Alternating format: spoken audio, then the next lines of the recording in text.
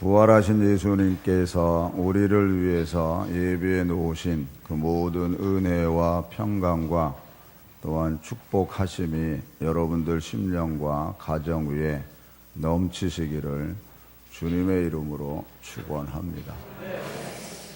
사도 바울의 신앙생활이라는 제목으로 네 번째 설교를 지금 합니다. 그런데 지난 시간에 사도 바울은 스스로 내가 모든 일체의 비결을 배웠다고 얘기를 해요. 그래서 사도 바울의 신앙생활, 즉 사도의 모든 삶의 모습은 우리 모든 성도의 귀감이 되는, 즉 본이 되는 신앙의 삶을 우리들에게 보여주고 있습니다. 그 가운데서 우리 성도들이 어떻게 신앙생활을 해야 되겠나 하는 것에 대해서 간결하면서도 전체적인 것을 짤막하게 가르쳐주고 있는 게 오늘 본문 말씀입니다. 그래서 오늘 본문 말씀 위에 소제목을 보세요. 거기 보면 하나님의 뜻을 분별하는 새 생활 이렇게 되어 있고요. 14절 그 위에는 그리스도인의 생활 이렇게 되어 있습니다. 그러니까 전체적으로 우리 그리스도인이 어떻게 살아야 되나 하는 것에 대해서 한 장 속에 다 함축되어 있습니다. 근데 이 함축되어 있는 내용의 하나의 어떤 모체라고 할까요? 그거는 예수님의 말씀에 또 특별히 마태복음 5장, 6장, 7장입니다. 그래서 일반적으로 얘기해서 우리가 신앙생활을 어떻게 해야 될까? 특히 예수님의 말씀을 따라갈 때 우리가 어떤 생활을 해야 될까 했을 때 중심이 예수님의 말씀 모든 것 가운데서 그 중심이 마태복음 5장, 6장, 7장입니다. 그리고 하나님 안에서 우리가 축복받는 사람이 된다는 거, 어떻게 해야 내가 하나님의 축복을 받으면서 살까? 그러니까 우리가 어떻게 생활해야 되는 거 중요한데요. 그 생활의 근본은 내가 어떤 사람이 돼야 되느냐 이거거든요. 그랬을 때 그 가장 정답은 마태복음 5장 3절에서부터 나오는 팔복입니다. 복은 이거 외에 다른 방법이 없습니다. 내가 하나님께로부터 복을 받으려고 그러면요, 팔복에 해당되는 그런 사람이 되면 돼요. 다른 길은 없어요, 여러분. 그래서 그 모습이 돼야 되겠기에 내가 어떤 모습이 돼야 되나. 그래서 그 말씀을 우리가 늘 묵상하면서 자기 자신을 비추면서 우리가 살아가는 겁니다. 반복되는 얘기입니다만 신앙생활을 내가 하나님 앞에서 어떻게 하면 잘할까. 그래서 마태복음 5장, 6장, 7장 그리고 로마서 12장 오늘 본문 말씀입니다. 이 말씀을 우리가 늘 묵상하면서 그대로 생활할 때 우리는 바른 신앙생활을 하고 있다 이렇게 말씀드릴 수 있습니다. 오늘 이 본문 말씀을 한번 읽겠습니다. 1절 다 같이 읽습니다. 그러므로 형제들아 내가 하나님의 모든 자비하심으로 너희를 권하노니 너희 몸을 하나님이 기뻐하시는 거룩한 사한 제물로 드리라. 이는 너희가 드릴 영적 예배니라. 너희 몸이요 몸. 죄를 짓는 건요 생각도 죄를 져요. 그런데 어쨌든 몸이 안 따라가면요 죄 안 짓게 돼 있어요. 그러니까 결국에는 몸이요, 이 몸. 그러니까 이 몸을 하나님께서 거룩한 산 제물이 되라는 거예요. 그래서 사도 바울 같은 분도 날마다 내가 내 몸을 친다 그러는 거예요. 몸을 친다고. 사도 바울이 율법을 모릅니까? 그런데도 내 몸을 치는 거예요. 그래서 내 몸이 하나님 앞에 드려지는 산 제물이 되라는 거예요. 그러기 위해서는 우리 몸이 거룩한 장소, 죄를 짓는 장소가 아니라 거룩한 장소에 머물면 머물수록 우리가 내 몸을 잘 관리하는 겁니다. 내 몸이 더럽혀지지 않기 위해서 주의해야 할 일들도 많지요. 우리가 뭐 도박을 한다거나 마약을 한다거나 또 술을 먹는다거나 뭐 이런 어떤 잘못된 부도덕한 생활을 한다거나 이거 다 몸이 짓는 죄예요. 몸이 짓는 죄. 어떨 때 언뜻 가다 보면은 중고등부 학생에 해당되는 어린 아이들이 특히 여자아이들이 이렇게 담배 피는 거 보면 퍼뜩 그래, 쟤네들이 자기 몸이 얼마나 거룩한 몸인지, 얼마나 신비한 몸인지 쟤들이 몰라서 그렇지. 참 그 아이들이 그걸 알면 저런 행동을 안 할 텐데, 사실 여자의 몸은 생명을 잉태할 수 있는 몸들이기 때문에 사실 신비한 몸이고 거룩한 몸이거든요. 그래서 이거를 잘 관리를 해야 돼요. 뭐 남학생은 그러면 담배 피워도 되냐? 그건 아니죠. 그런데 어쨌든 몸이 하나님 앞에 드려지는 산 제물이 되는 그 삶이 그게 영적인 예배예요. 그게 본질적인 예배입니다. 그래서 그걸 가르쳐 주는 거예요. 2절 다 같이 읽습니다. 너희는 이 세대를 본받지 말고 오직 마음을 새롭게 함으로 변화를 받아 하나님의 선하시고 기뻐하시고 온전하신 뜻이 무엇인지 분별하도록 하라. 이 세대를 본받지 말고 오직 마음을 새롭게 해라. 그저 간단하게 얘기를 하면요, 세상 유행 따라가지 말라 하는 말입니다. 유행 따라가지 말아라. 그래서 우리 중고등부하고 청년부한테, 전도사님들한테 그런 얘기를 했어요. 교회 주일날 오는 날만큼은 짧은 바지 입고 오지 말도록 해라. 대신에 다른 날이야 뭐 생활하는 데서 편리한 대로 생활하겠지만, 그래도 주님 앞에 나와 예배 드린다고 할 때는 조금 더 우리가 생각을 하면서 가자. 그래도 안 입어도 돼요. 주일날은. 다른 날 아예 반바지 입지 말아라 이러면 내가 골통이지만, 주일날만 입지 말자는 건 그래도 그거 괜찮은 말이에요. 안 그래요? 그러니까 우리가, 왜냐하면 생활 자체가 우리가 할 거와 안 할 거를 구별하면서 가는 거거든요. 그러니까 주일날만큼은 그냥 이렇게 우리가 조금 더 정장 차림의 모습으로 신앙생활을 해야 되지 않으니까 유행을 쫓지 말자. 그러니까 유행에는요, 육신의 전복, 안목의 정력, 이생의 자랑이 다 들어가 있거든요. 거길 쫓아가는 거예요, 사실은. 그러니까 너희들 거듭난 하나님의 사람이라 그러면 그렇게 하지 말라는 거예요. 그러면서 너희들의 삶이 분수에 맞는 생활해라. 그게 3절입니다. 다 같이 읽습니다. 내게 주신 은혜로 말미암아 너희 각 사람에게 말하노니 마땅히 생각할 그 이상의 생각을 품지 말고 오직 하나님께서 각 사람에게 나누어 주신 믿음의 분량대로 지혜롭게 생각해라. 아멘. 예, 우리가 하나님이 우리에게 주신 믿음의 분량이 있어요. 근데 그걸 우리가 잘 모르고 신앙생활하는 게 사실은 문제예요. 그걸 알고 스스로 자기가 절제할 줄도 알고 자기 위치를 지킬 줄도 아는 그런 생활이 돼야 우리가 한 그리스도 안에서의 지체요, 한 가족인데, 한 몸인데. 그래서 4절 5절을 읽습니다. 우리가 한 몸에 많은 지체를 가졌으나 모든 지체가 같은 기능을 가진 것이 아니니 이와 같이 우리 많은 사람이 그리스도 안에서 한 몸이 되어 서로 지체가 되었느니라. 그리스도 안에서 한 몸은요, 저는 한 가족이라고 써는 생각을 해요. 여러분, 우리가 가족이지만 서로가 남남이 모여서 자녀를 낳고, 자녀도 첫째, 둘째 생각도 다르고 성품도 다르고 또 아들, 딸 서로 다 달라요. 네 식구지만 각기 4명이에요. 그런데 가족이라는 그 울타리 안에 있으니까 때로는 서로 다투고 서로 짜증도 내고 이래도 가족이기 때문에 안 깨지는 거예요. 가족은 안 깨지게 돼 있어요. 그러나 어떤 무슨 결탁을 했거나 어떤 계약을 맺은 어떤 것은 그건 깨지게 돼 있는 거예요. 우리가 그리스도 안에서 한 지체요, 한 몸이면 여러 가지 다양한 생각 속에서 서로 각기 행동할 수는 있지만, 그러나 이 가족은 깰 수가 없는 거예요. 할렐루야. 신앙생활의 공동체를 가족이라고 생각하면요, 쉽게 행동할 수가 없는 거예요. 왜? 우리는 한 가족이기 때문에. 우리 가족도 다양한데 하물며 교회야 얼마나 다양하겠습니까?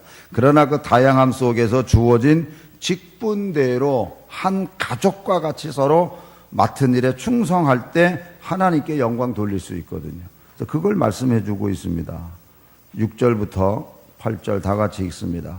우리에게 주신 은혜대로 받은 은사가 각각 다르니 혹 예언이면 믿음의 분수대로, 혹 섬기는 일이면 섬기는 일로, 혹 가르치는 자면 가르치는 일로, 혹 위로하는 자면 위로하는 일로, 구제하는 자는 성실함으로, 다스리는 자는 부지런함으로, 긍휼을 베푸는 자는 즐거움으로 할 것이니라. 그러니까 이 모든 것을 감당할 때에 밑거름은 사랑이에요. 그래서 사랑에는 거짓이 없나니, 허위적으로 가식적으로 뭐 이런 거 없어요. 위에 모든 가르치는 일이나 섬기는 일이 다 진실되게 사랑으로 하라는 말씀이에요. 그래서 사랑엔 거짓이 없나니 악을 미워하고 선에 속하라. 자, 그리고 10절부터 다 같이 쭉 그냥 읽습니다. 형제를 사랑하여 서로 우애하고 존경하기를 서로 먼저 하며 부지런하여 게으르지 말고 열심을 품고 주를 섬기라.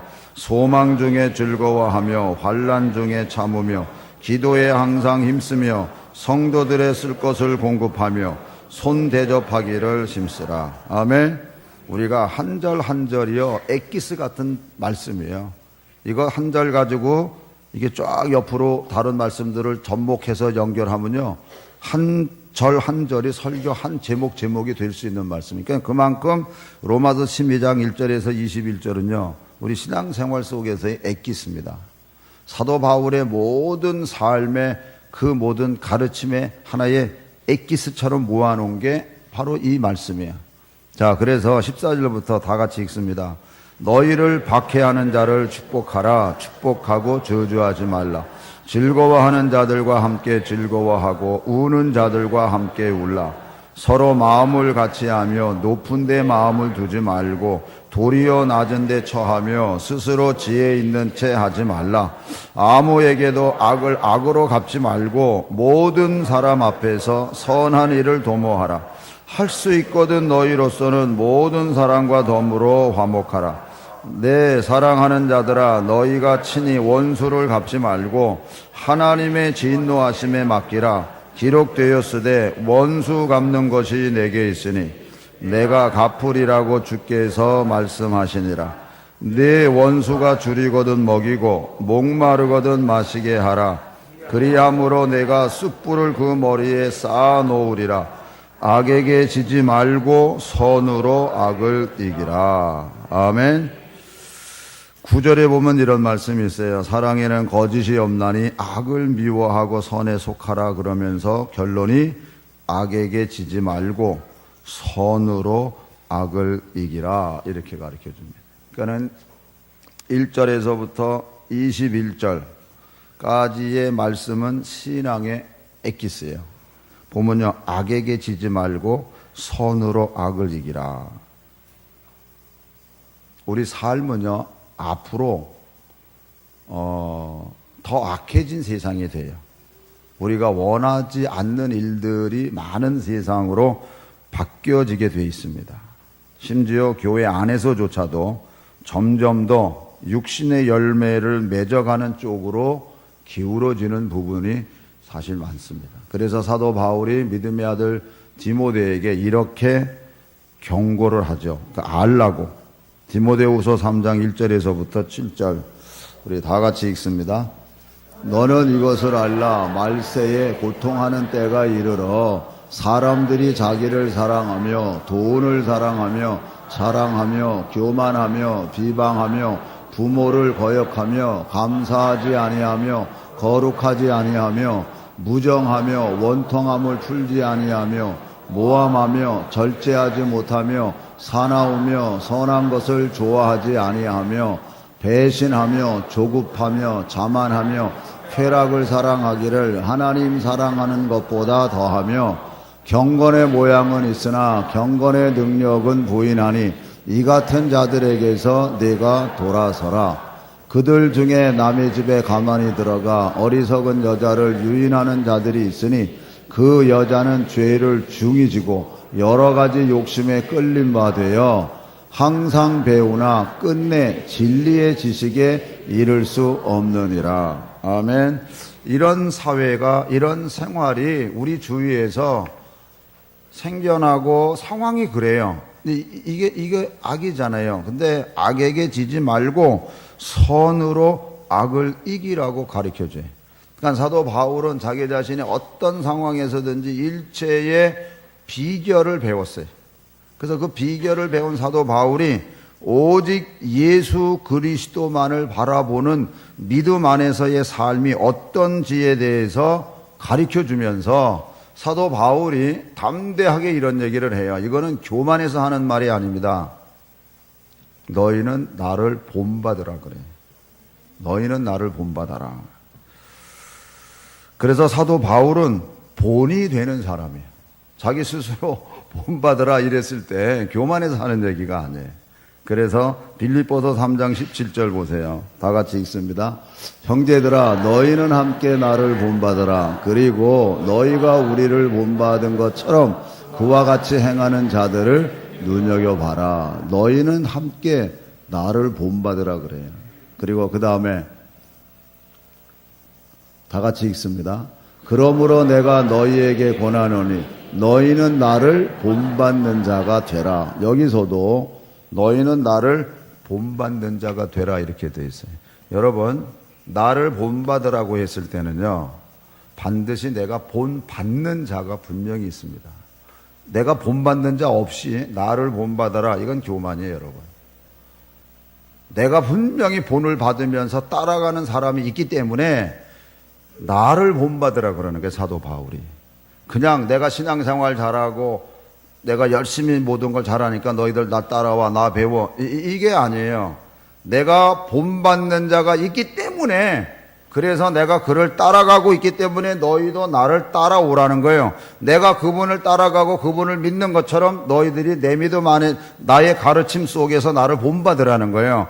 사도 바울은 예수 그리스도를 온전히 본받고 따라가는 사도 바울이었어요. 그래서 히브리서 12장 2절 다 같이 읽습니다. 믿음의 주요 또 온전하게 하시는 이인 예수를 바라보자. 그는 그 앞에 있는 기쁨을 위하여 십자가를 참으사 부끄러움을 개의치 아니하시더니 하나님 보좌 우편에 앉으셨느니라. 여기 보면 믿음의 주요 또 온전하게 하시는 이인 예수를 바라보자 이렇게 돼요. 여기 십자가를 참으사, 요 말은 여러분들이 한번 그냥 기억해 두시고요. 예수를 바라보자. 다시 말하면 사도 바울은 예수님만을 철저하게 따라간 사도 바울이에요. 모든 것, 정말 하나님 은혜 가운데서 모든 것을 다 내려놓고 사도 바울은 예수님만을 사랑한 사람이에요. 할렐루야. 이 시대의 문제는 시대에 스승이 없다는 게 문제예요. 자, 요즘에는 사실 본받을 만한 분이 없어요. 우리 기독교 교계에서도 처음과 끝이 동일하게 끝나는 분들이 별로 없는 것 같아요. 참 하나님의 큰 역사를 일으켰던 많은 분들이 마지막에서는 참 그게 좀 변질된 것으로 끝나는 분들이 너무나도 많은 걸 볼 수가 있어요. 그러다 보니까 시대에 스승이 없다는 겁니다. 사도 바울만큼은 철저하게 예수 그리스도만을 바라보고 예수 그리스도만을 정말 쫓아간 바울이었기 때문에 그래서 나를 본받으라고 얘기를 한 거예요. 오늘 이 시대에 오늘 우리들 한번 따라하세요. 지금부터 내가 본이 됩시다. 할렐루야. 이제 여러분들이 본이 돼야 돼요. 우리의 본은 예수 그리스도요. 이제 예수 그리스도를 우리가 바라보면서 이제는 우리가 믿음의 본이 되시는 여러분 되기를 축원합니다. 저는 제가 세상에서 참 최부잣집을 제가 가끔 얘기를 해요. 가정의 가훈을 저들이 조상들로부터 가훈을 받아서 그거를 지키잖아요.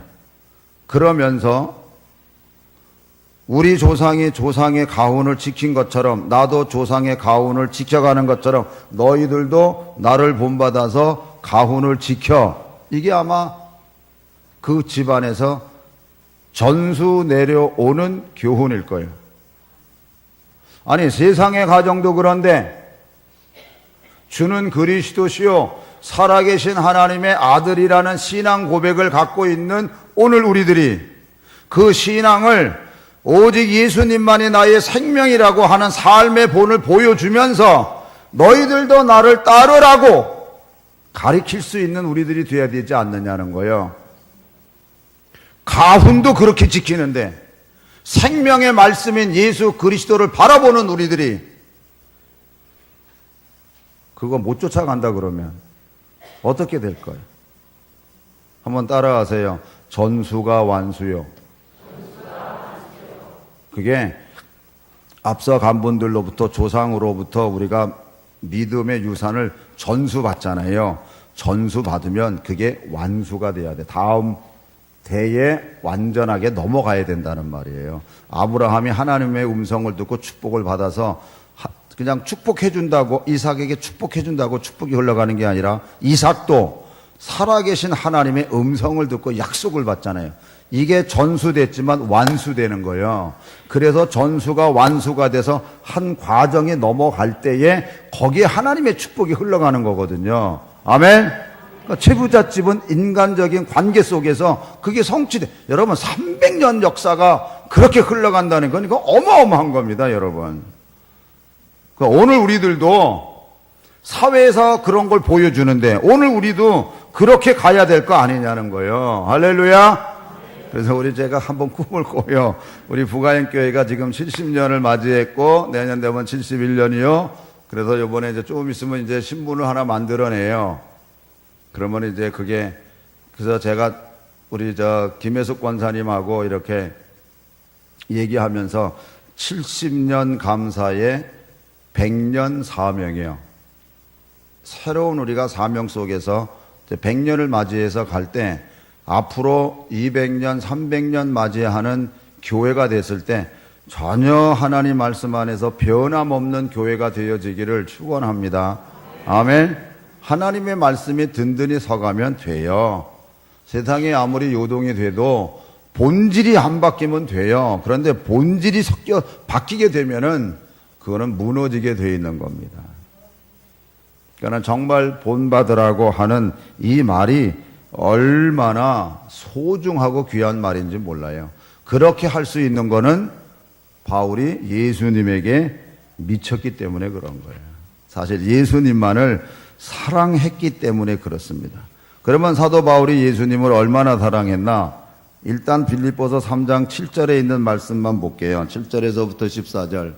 그러나 무엇이든지 내게 유익하던 것을 내가 그리스도를 위하여 다 해로 여길 뿐더러 또한 모든 것을 해로 여김은 내 주 그리스도 예수를 아는 지식이 가장 고상하기 때문에 내가 그를 위하여 모든 것을 잃어버리고 배설물로 여김은 그리스도를 얻고 그 안에서 발견되려 함이니 내가 가진 의의는 율법에서 난 것이 아니요 오직 그리스도를 믿음으로 말미암은 것이니 곧 믿음으로 하나님께로부터 난 의라. 내가 그리스도와 그 부활의 권능과 그 고난의 참여함을 알고자 하여 그의 죽으심을 본받아 어떻게 해서든지 죽은 자 가운데서 부활에 이르려 하노니 내가 이미 얻었다 함도 아니요 온전히 이루었다 함도 아니라 오직 내가 그리스도 예수께 잡힌 바 된 그것을 잡으려고 달려가노라. 형제들아 나는 아직 내가 잡은 줄로 여기지 아니하고 오직 한 일 즉 뒤에 있는 것은 잊어버리고 앞에 있는 것을 잡으려고 표대를 향하여 그리스도 예수 안에서 하나님이 위에서 부르신 부름의 상을 위하여 달려가노라. 아멘. 하나님이 위에서 부르신 부름의 상을 위하여 달려갈 때 사도 바울은요 그리스도의 죽으심을 본받아 이렇게 되어 있어요. 부활의 영광을 본받아 이거 아니에요. 그리스도의 죽으심을 본받아 그리스도의 십자가의 죽음 속에서의 부활의 영광이 나타나는 그 일 속에서 부활의 영광만 잡은 게 아니에요. 이걸 잡으려고 그러면 십자가에서 죽으신 예수 그리스도를 본받는다라고 가르쳐줘요. 우리 세상에서는요, 성공한 사람들 다 본받으려고 그래요. 그런데요, 성공한 사람들의 성공만 바라보고 가면요, 완전히 그건 실패입니다. 왜냐하면 그 사람들도 얼마나 실패를 했는데요. 실패한 건 안 보고 성공만 보고 가면요, 그건 제가 개인적인 생각이지만 그 거의 100% 실패합니다. 그 사람의 실패를 볼 수 있는 눈이 있어야, 그래야 그 사람도 성공하는 거거든요. 어떤 사람은 그래서 실패한 것만 들추는 분이 있어요. 왜 실패했나? 오히려 그게 더 빠를 수 있어요. 지금 바울은요, 예수 그리스도의 죽으심을 본받는다는 거예요. 그래서 그의 신앙의 모든 말씀들의 근거가 바로 죽으심 속에서, 십자가에서 그가 죽음에 내가 죽었고, 그 모든 신앙과 신학의 논리가 바로 죽으심을 본받는 데서부터 나오는 거예요. 그러니까 너희들도 나처럼 네 자신을 죽고 오직 예수만 나타나라고 말씀하고 있는 거거든요. 할렐루야. 거꾸로 신앙생활하면 안 돼요. 그래서 그리스도와 함께 내가 죽었다고 하는 그 고백이 얼마나 위대한 고백인지를 깨달으시기 바랍니다. 나에게 있어서 모든 중요한 거, 소중한 거, 그거 다 분토같이 여겼대잖아요. 그리스도를 아는 지식이 너무나도 고상하다고, 그래서 다 분토같이 여겼다고. 근데 우리는요, 자칫 잘못하면 기도하는 게, 바울은 버렸는데 그 버린 그거 다시 우리는 다 내게 축복 달라고 혹 하고 있지는 않나. 뭔가 어긋나는 거예요, 지금. 그리스도의 죽으심을 본받은 사도 바울처럼, 그리고 그리스도 때문에 내 모든 자랑거리 다 분토같이 여겼다고 하는 그것이 예수님을 얼마나 사랑하고 있는 건가. 그리고 사도 바울이 이렇게 예수님만을 사랑한 그 증거가 무언가, 증거. 그게 고린도후서 6장 3절서부터 5절까지 말씀을 보세요. 거기 어떤 단어들이 나열되어 있나. 다 같이 읽습니다. 우리가 이 직분이 비방을 받지 않게 하려고 무엇이든지 아무에게도 꺼리 끼지 않게 하고 오직 모르는 일에 하나님의 일꾼으로 자천하여 많이 견디는 것과 환난과 궁핍과 고난과 매맞음과 갇힘과 난동과 수고로움과 자지 못함과 먹지 못함 가운데서도 고난이요 고난. 사도 바울이 인간적인 자기의 어떤 자랑거리만을 버렸다는 것만으로서 대단한 게 아니에요. 이 엄청난 고난 속에서, 또 고난을 한번 볼게요. 11장 23절부터 볼게요. 그들이 그리스도의 일꾼이냐 정신이 없는 말을 하거니와 나는 더욱 그러하도다.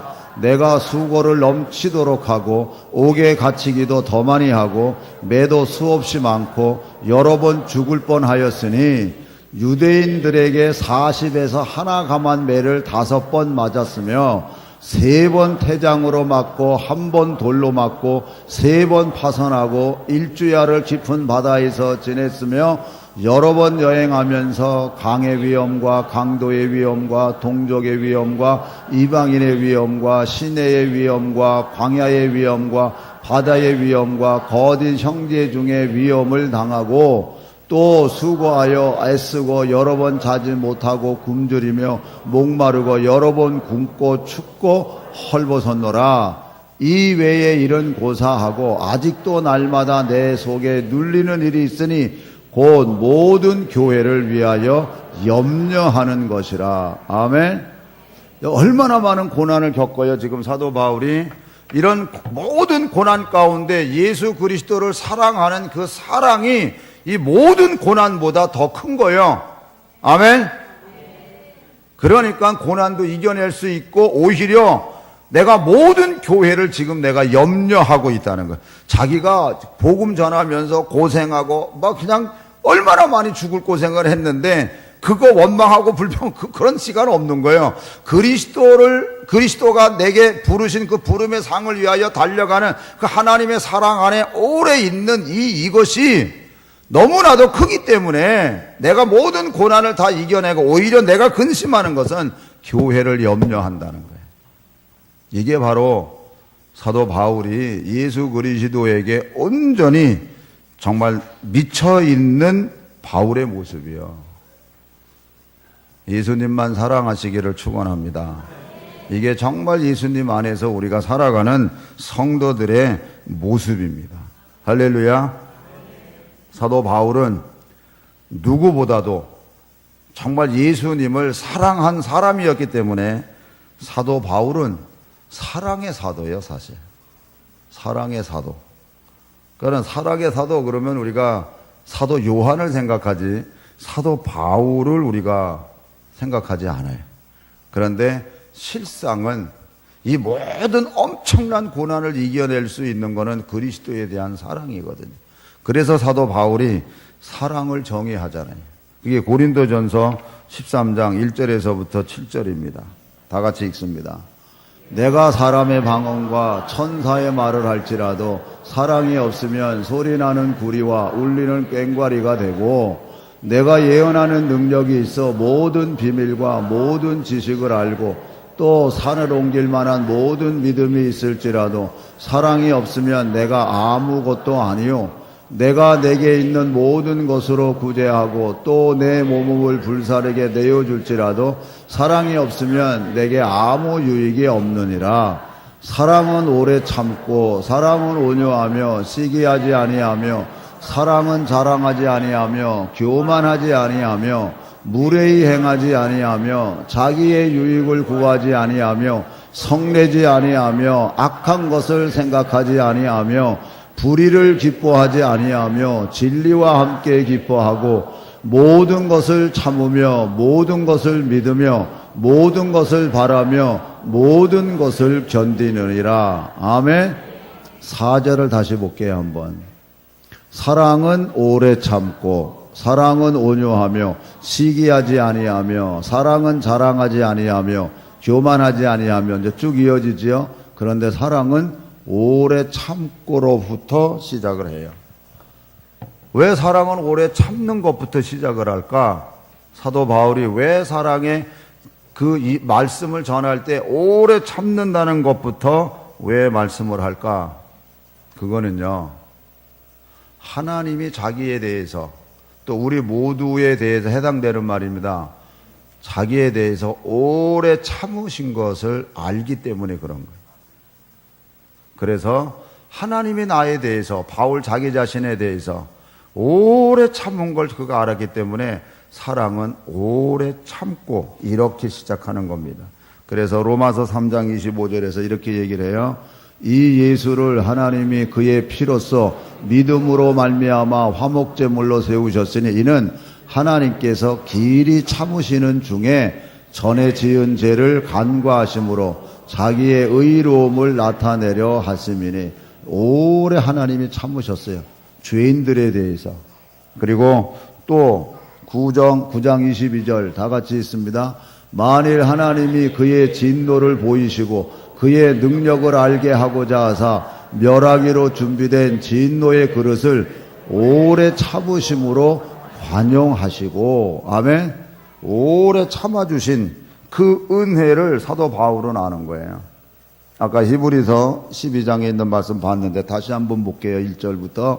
이러므로 우리에게 구름같이 둘러싼 허다한 증인들이 있으니 모든 무거운 것과 얽매이기 쉬운 죄를 벗어버리고 인내로서 우리 앞에 당한 경주를 하며 믿음의 주여 또 온전하게 하시는 인 예수를 바라보자.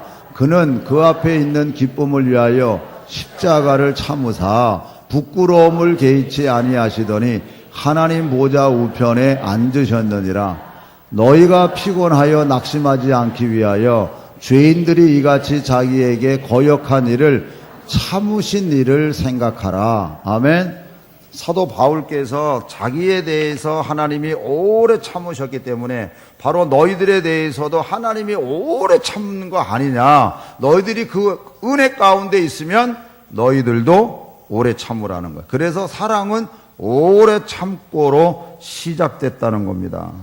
그래서 사도 모든 사도들이 그러한 것처럼 베드로전서 2장 19절에서 20절 다 같이 있습니다. 부당하게 고난을 받아도 하나님을 생각함으로 슬픔을 참으면 이는 아름다우나 죄가 있어 매를 맞고 참으면 무슨 칭찬이 있으리요. 그러나 선을 행함으로 고난을 받고 참으면 이는 하나님 앞에 아름다우니라. 아멘.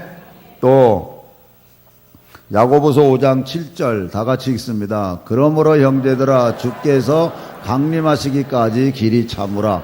보라 농부가 땅에서 나는 귀한 열매를 바라고 길이 참아 이른 비와 늦은 비를 기다리나니 주 강림하실 때까지 길이 참으라는 거예요. 할렐루야. 또 1장 12절 다 같이 읽습니다. 시험을 참는 자는 복이 있나니 이는 시련을 견디어낸 자가 주께서 자기를 사랑하는 자들에게 약속하신 생명의 면류관을 얻을 것이기 때문이라. 이렇게 시험을 참으라는 거예요. 그에게 생명의 면류관이 주어져 있기 때문에 그렇습니다. 할렐루야. 우리 옆에 사람하고 오래 참읍시다 하고 인사하세요. 네, 오래 참으세요. 그리고 궁극적으로 참아야 될 이유가 또 하나 있습니다. 디모데후서 2장 10절 다 같이 읽습니다. 그러므로 내가 택함 받은 자들을 위하여 모든 것을 참음은 그들도 그리스도 예수 안에 있는 구원을 영원한 영광과 함께 받게 하려 함이라. 아멘. 모든 것을 참음은 그들도 그리스도 예수 안에 있는 구원을 얻게 하기 위해서 그런 거예요. 하나님이 택해 놓은 사람, 우리가 누군지 잘 모르잖아요. 또 우리 성도들 간에 서로 간에 어떤 관계성 속에서 일들이 벌어질 때도 있잖아요. 그럴 때 오래 참으라는 거예요. 왜? 그가 깨닫고 그가 하나님 안에서 믿음의 삶을 다시 회복하고 하나님 안으로 돌아오기 때문에 그렇습니다. 자, 현장에서 그러면 우리가 이런 질문을 할 때가 있어요. 그러면 언제까지 참아야 됩니까? 어떻게 해야 됩니까? 예수님께서 누가복음 22장 51절 다 같이 읽습니다. 주께서 일러 이르시되 이것까지 참으라 하시고 그 귀를 만져 낫게 하시고 이것까지 참으라. 이게 이 상황이 뭐냐면요. 예수님께서 이제 겟세마네 동산에서 기도할 때 사람들이 와가지고 예수님 잡아갈 때 말구라는 사람이 예수님 잡을 때 베드로가 칼로다가 그 귀를 쭉 잘라버렸잖아요. 그러니까 예수님께서 그 귀를 붙여주시면서 이것까지 참아라 이렇게 말씀합니다. 이것까지 참아라. 예수님 앞에 7번 용서해 주면 됩니까? 질문을 하죠. 사람이 3번 용서해 주면요 잘하는 겁니다. 3번 내가 3번 용서해 줬는데요 다 해준 걸로 우리가 보통 인식을 해요. 근데 7번이라는 아주 엄청난 과제를 들고 예수님 앞에 왔을 때 예수님 뭐라 그러셨어요? 70번씩 7번 해줄래? 이거예요. 그게 예수님의 답입니다. 그 답을 부분적으로 볼 땐 그것까지 참으라는 거예요. 그것까지 참으라는 거예요. 왜 우리가 못 참아요? 내가 있기 때문에 못 참는 거예요. 신앙생활은 내가 없고 오직 예수님만 있는 게 우리 기독교의 본질적 신앙입니다. 내가 없고 주님만 계신 그때 부활하신 예수님의 능력과 권세가 그 안에서부터 드러나는 거거든요. 근데 우리는 갈수록 내가 살아나요. 그것까지 참을래? 진짜 이것까지 참아야 됩니까? 우리가 혹 그럴 때가 있잖아요. 그때 주님이 답하시는 거예요. 그것까지 참아라. 참으시기를 부탁드립니다. 할렐루야. 기도하겠습니다. 우리 기도할 때요.